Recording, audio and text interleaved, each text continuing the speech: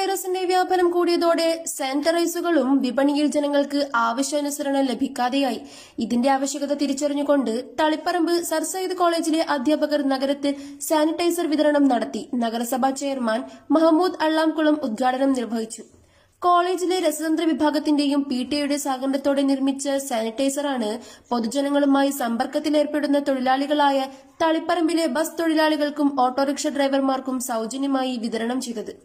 ആവശ്യക്കാർ സമീപിക്കുകയാണെങ്കിൽ ഉൽപാദന ചെലവിൽ സാനിറ്റൈസർ നിർമ്മിച്ച് വിതരണം ചെയ്യുമെന്ന് college principal doctor PT Abdul Aziz പറഞ്ഞു. കൊറോണ അല്ലെങ്കിൽ COVID-19 എന്ന് പറയുന്ന വൈറസിന്റെ ആക്രമണം ലോകത്താകമാനം വ്യാപിച്ചുകൊണ്ടിരിക്കുകയാണ്.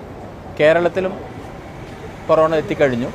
ഇന്ത്യയിൽ ഒരു 3 പേരോളം മരിച്ചു കഴിഞ്ഞു. ഇപ്പോൾ സ്വാഭാവികമായിട്ടും ഇതിൻ്റെ പ്രതിരോധ പ്രവർത്തനം എന്ന് പറയുന്നതോ അതല്ലെങ്കിൽ ഈ രോഗം തടയാനുള്ള വഴിയോ എന്ന് പറയുന്നത് ആളുകളുമായിട്ടുള്ള സമ്പർക്കം കുറയ്ക്കുകയും അതേപോലെ തന്നെ വൈറസിനെ ചെറുക്കാൻ വേണ്ടിയിട്ട് കൈകൾ ശുദ്ധീകരിക്കുകയും ചെയ്യുക എന്നുള്ളതാണ്.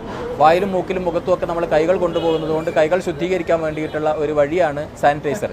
സാനിറ്റൈസറിൻ്റെ പിന്നെ ആളുകൾക്ക് ആവശ്യം കൂടിയപ്പോൾ സാനിറ്റൈസർ കിട്ടാതെ ആയിട്ടുണ്ട്. മാത്രമല്ല നല്ല വിലയുണ്ട്. Taliparamba sir Syed college chemistry department PTA സഹകരണത്തോടുകൂടി സാനിറ്റൈസർ നിർമ്മിച്ച് ഇപ്പോൾ സൗജന്യമായിട്ട് വിതരണം ചെയ്തുകൊണ്ടിരിക്കുകയാണ്.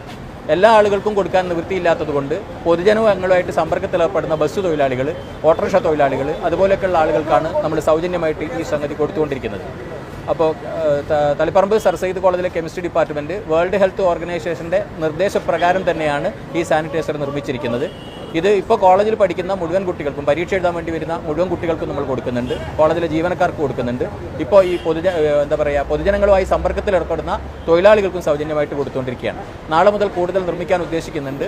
ഉൽപ്പാദന ചെലവ് മാത്രം തന്നുകൊണ്ട് ആളുകൾ ആവശ്യപ്പെടുകയാണെങ്കിൽ നമ്മൾ ഇത് നിർമ്മിച്ചു നൽകാൻ തയ്യാറാണ് എന്നുകൂടി അറിയിക്കുന്നു.